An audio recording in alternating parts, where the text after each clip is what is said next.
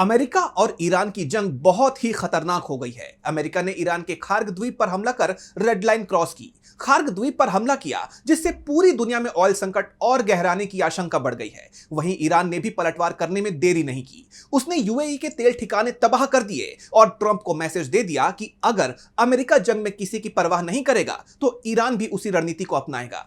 America Iran जंग पर देखिए ये रिपोर्ट। अमेरिका के राष्ट्रपति डोनाल्ड ट्रंप दावा कर रहे थे कि जंग में कुछ भी नहीं बचा है, ये कभी भी खत्म हो सकती है, लेकिन होता बिल्कुल उल्टा दिखाई दे रहा है। जंग और तेज हो गई है। अमेरिका ने भी ईरान की सबसे कमजोर नस समझे जाने वाले खार्ग द्वीप पर जबरदस्त बमबारी की है। खार्ग द्वीप ईरान का सबसे प्रमुख तेल निर्यात टर्मिनल है। इस द्वीप से ईरान 90% तेल का निर्यात करता है और हर साल 950 मिलियन बैरल तेल प्रतिदिन संभालता है। इसके गहरे तट की वजह से लगभग 8 से 9 सुपर टैंकरों को एक साथ डॉक कर सकते हैं और तेल लोड कर सकते हैं। खार्ग न केवल सबसे बड़ा टर्मिनल है बल्कि एकमात्र ऐसा टर्मिनल है जो कच्चे तेल के निर्यात के लिए मायने रखता है, और इस पर हमला कर ट्रंप ने पूरी दुनिया को ही मुसीबत में फंसा दिया है। अमेरिका के हमले के बाद अब इस बात की आशंका जताई जा रही है कि जल्दी ही क्रूड की कीमत $200 प्रति बैरल के पार पहुंच जाएगी।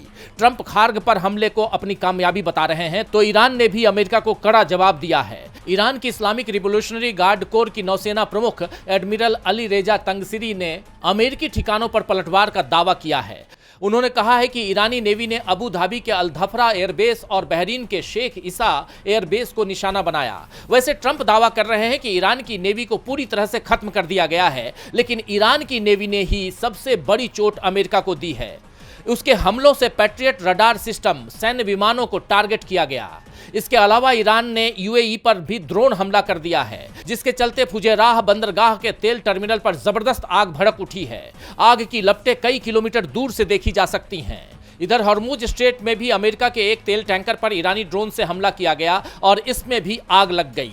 ये एक तरह से ट्रंप को ईरान की चुनौती मानी जा रही है, क्योंकि ट्रंप दावा कर रहे थे कि हॉर्मुज पर अमेरिका का दबदबा है। इसके साथ ही ईरान ने बगदाद में अमेरिकी दूतावास पर भी हमला किया है। 2 इराकी सुरक्षा अधिकारियों ने बताया कि बगदाद में अमेरिकी दूतावास परिसर के भीतर एक हेलीपैड पर मिसाइल गिरी, जिसके बाद दूतावास परिसर से जबरदस्त धुआं उठते हुए देखा गया है।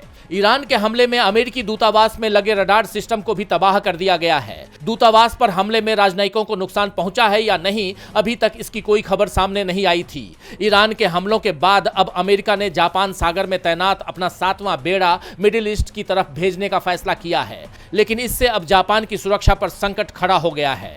डीबी लाइव की रिपोर्ट।